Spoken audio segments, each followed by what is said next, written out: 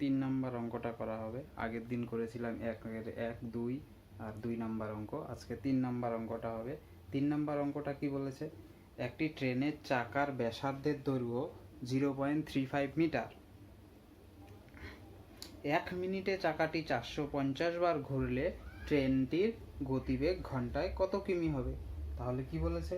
একটি ট্রেনের চাকার ব্যাসার্ধের দৈর্ঘ্য 0.35 মিটার। একটি ট্রেনের চাকা কীরকম গোল হবে? তাহলে এই যে ধরে নিলাম এটা হলো ট্রেনের চাকা। তাহলে ট্রেনের চাকার ব্যাসার্ধ হলো কত? 0.35, মানে এইটুকু হচ্ছে 0.35 মিটার। তার মানে এখানে আর এর মানটা কত? 0.35 মিটার। তাহলে আমরা কি বের করব? পরিধিটা বের করব আগে। পরিধি, তার মানে চাকাটি যদি একবার ঘোরা মানে কি? তার পরিধিটা যাওয়া।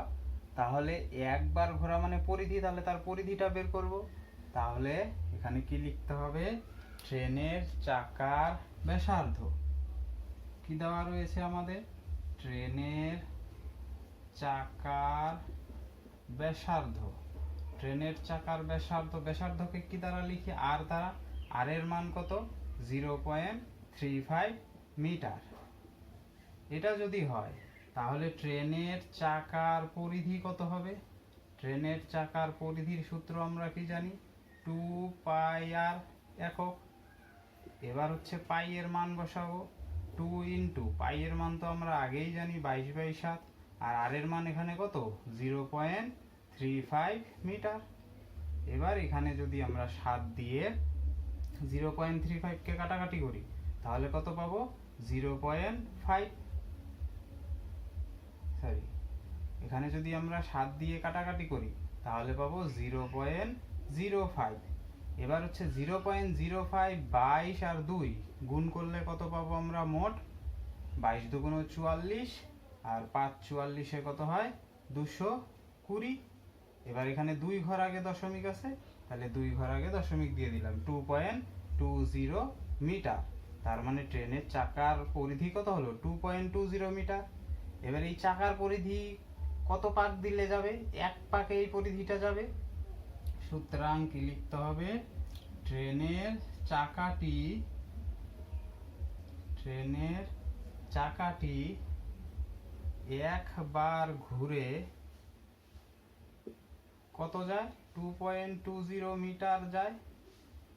আমাদের কি বের করতে হবে? 450 বার ঘুরে কতটুকু যায়। তাহলে ট্রেনের চাকাটি 450 বার ঘুরে, নিশ্চয়ই 450 বারে বেশি যাবে। বেশি গেলে কি করতে হয়? গুণ করতে হবে। 2.20 ইন্টু 450 মিটার যাবে। তাহলে এটা গুণ করলে কত বেরোবে? 2.20 আর 450 গুণ যদি করি তাহলে দেখো 220 আর 450 গুণ করব। 0 0 0, 5 দিয়ে গুণ করলে 0, 5 দুগুণে 10 এর 0, হাতে রইল 1, 5 দুগুণে 10 আর 1 11, আরেক ঘর কাটা। 4 দিয়ে করলে 4 দুগুণ 8, 4 দুগুণ 8, যোগ করলে 9 9। তার মানে কত? 99,000। এবার দশমিক ছিল 2 ঘর আগে, তার মানে এখানে দিতে হবে। তাহলে আমরা গুণ করলে কত পেয়ে গেলাম? 990 মিটার যায়। তাহলে ট্রেনের চাকাটি 450 বার ঘুরে কত মিটার যায়? 990 মিটার। 990 মিটারকে আমরা কিসে তৈরি করব? কিলোমিটারে তৈরি করব। কিলোমিটার, মিটারকে কিলোমিটার করলে কি করতে হবে? 1000 দিয়ে ভাগ করতে হবে। তাহলে এত কিমি যায়। এবার এখানে একটা শূন্য কাটা। এবার হচ্ছে 99/100 থাকলো। 450 বার ঘুরে 99/100 কিলোমিটার যায়। 450 বার আবার কি বলেছিল বইয়ে? যে 1 মিনিটে চাকাটি 450 বার ঘোরে। তার মানে কি? ট্রেনের চাকাটি 1 মিনিটে কতটুকু রাস্তা যায়? 99/100 কিমি যায়। 100 কিমি যায়। আমাদের বের করতে বলেছে ঘন্টায় কত কিমি যায়। তার মানে ট্রেনের চাকাটি 1 মিনিট, এবার ঘন্টায় বের করতে গেলে 1 ঘন্টা মানে কত? 60 মিনিট। তাহলে 60 মিনিটে কত যাবে? 99/100 গুণ 60 কিলোমিটার যায়।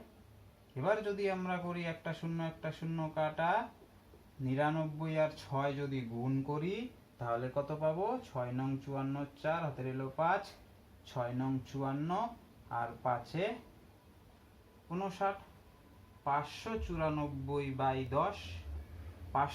10 দিয়ে ভাগ করা মানে কি এক ঘর আগে দশমিক, তাহলে কত হবে? 59.4 কিলোমিটার যায়। তাহলে ট্রেনের চাকাটি 60 মিনিটে কতটুকু রাস্তা গেল? 59.4 কিলোমিটার। এইটাই তো তার গতিবেগ। গতিবেগ কি বলেছে? 1 ঘন্টায় কত কিলোমিটার যায় সেটাকেই গতিবেগ বলা হয়। তাহলে আমাদের উত্তর কি হবে? সুতরাং ট্রেনটির গতিবেগ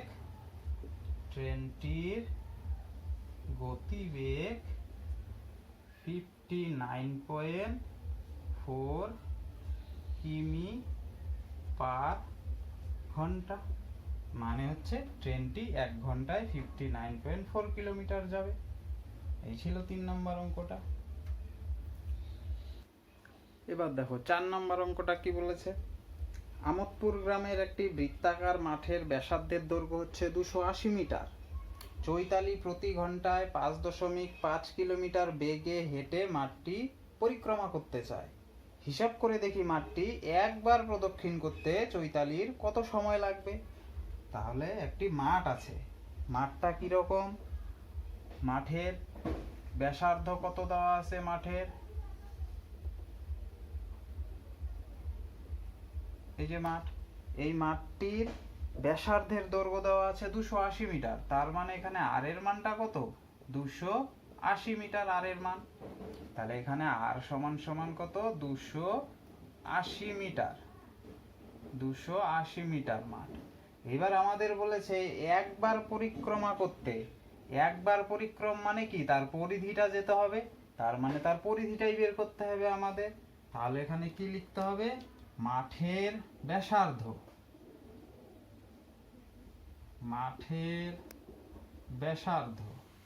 মাঠের ব্যাসার্ধকে কি দ্বারা লেখা হয়? আর। আর সমান সমান কত? 280 মিটার। তাহলে মাঠের পরিধি কত দাঁড়াবে? মাঠের পরিধি মানে আমরা কি জানি? 2 পাই আর একক।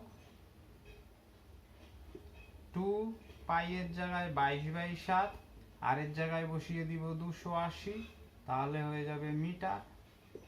7 দিয়ে যদি 280 কে কাটি 4 7 28 0, তার মানে 40 হলো। 40/22 আর 2 গুণ করলে কত হবে? 40 দুগুণ 80, 80 আর 22 গুণ করা মানে হচ্ছে 1760 মিটার। গুণটা করলাম না, তাহলে 1760 মিটার। তাহলে মাঠের পরিধি আসলো কত? 1760 মিটার। এইবার বলেছে চৈতালি প্রতি ঘন্টায় 5.5 কিলোমিটার যায়। ঠিক আছে, তাহলে এখানে মিটার আছে, এটাকে যদি আমরা কিলোমিটারে তৈরি করি তাহলে কি করব? 1000 দিয়ে ভাগ করে দিব, তাহলে হয়ে যাবে কিলোমিটার। এবার এখানে বলেছে প্রতি ঘন্টায় 5.5 কিমি বেগে হেঁটে মাঠটি পরিক্রম করে। তাহলে 1760/1000 কিলোমিটার যেতে তার কত সময় লাগবে? তার মানে কি চৈতালি 5.5 কিলোমিটার যায় 1 ঘন্টায়। চৈতালি 5.5 কিমি যায় কত? 1 ঘন্টায়। তাহলে চৈতালি 1 কিমি কত যাবে? 1 কিমি যায়, কম লাগবে, কম লাগলে ভাগ করতে হবে 1/5.5 ঘন্টায়। এবার আমরা বের করব কত? চৈতালি এই যে 1760/1000 কিলোমিটার যেতে কত সময় লাগবে। তাহলে চৈতালি 1760/1000 কিলোমিটার যায়, এটার সাথে গুণ হয়ে যাবে তাহলে 1760/1000। এবার এই দশমিকটা যদি তুলি তাহলে এখানে 10 হয়ে যাবে, তাহলে এই যে 10 হলো। তাহলে আর আগের থেকে 1 গুণ ছিল, না দিলেও হতো। এবার 0 0 যদি কাটি, একটা 0 একটা 0, এখানকার একটা কাটা। এবার হচ্ছে 176 আর 55, এটাকে কত? 11 দিয়ে যায়। 5 11 55, আর 176 কে 11 দিয়ে কাটলে 11 কে 11, হাতে থাকে 6 66, 6 11 66। তাহলে কত আসলো 16/50। তাহলে 16/50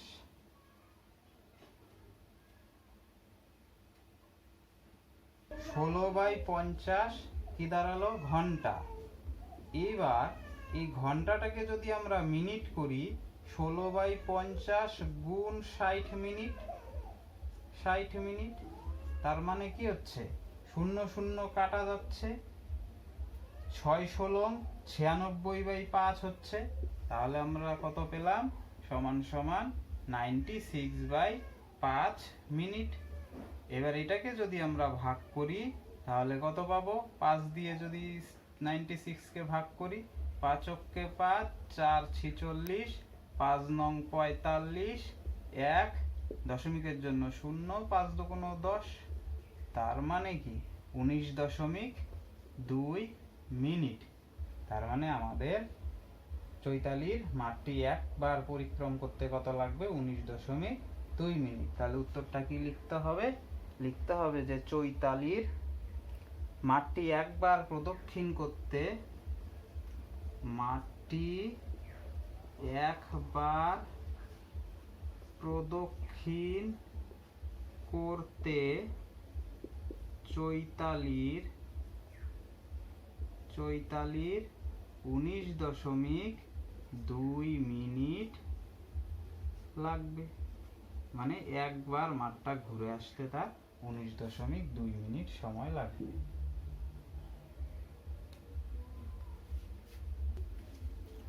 দেখো 5 নাম্বার অঙ্কটা কি বলেছে, তথাগত একটি তামার তার আয়তাকারে বেঁকিয়েছে, যার দৈর্ঘ্য 18 সেমি, প্রস্থ 15 সেমি। আমি এই তামার তারটি বেঁকিয়ে বৃত্ত তৈরি করলাম। হিসাব করে এই বৃত্তাকার তামার তারটির ব্যাসার্ধের দৈর্ঘ্য হিসাব করে লিখি। একটি তামার তার আছে, তামার তারটা কিরকম আয়তাকার, এই যে তামার তারটি হলো আয়তাকার, যার দৈর্ঘ্য কত দেওয়া আছে 18 সেমি, প্রস্থ কত দেওয়া রয়েছে 15 সেমি। এই তারটিকে আবার বেঁকিয়ে কি করা হলো, বৃত্ত তৈরি করা হলো। তাহলে এই বৃত্তের ব্যাসার্ধের দৈর্ঘ্যটা কত হবে, এই আর এর মানটা কত আসবে সেটাই বের করতে হবে। তাহলে তামার তারটিকে যদি বেঁকিয়ে বৃত্ত তৈরি করা হয় তার মানে কি আয়তক্ষেত্রের পরিসীমাটাই হবে বৃত্তের পরিসীমা। তাহলে আমাকে প্রথমে বের করে নিতে হবে আয়তক্ষেত্রের পরিসীমা কত। তাহলে আয়তক্ষেত্রের দৈর্ঘ্য 18, প্রস্থ 15, পরিসীমা কত, পরিসীমার সূত্র কি ছিল 2 ইন্টু দৈর্ঘ্য প্লাস প্রস্থ। তাহলে এখানে কি লিখতে হবে, আয়তক্ষেত্রের দৈর্ঘ্য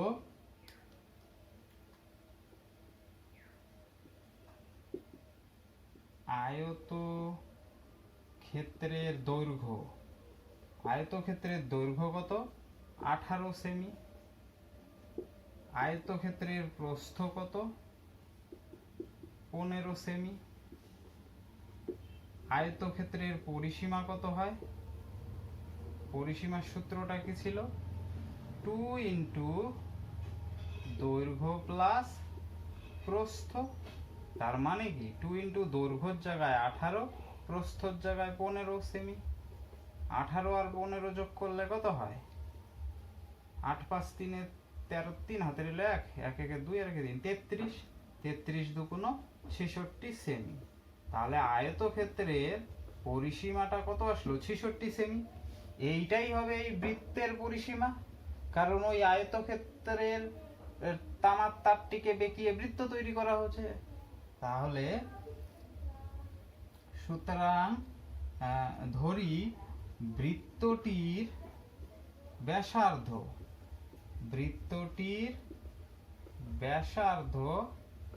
আর সেমি।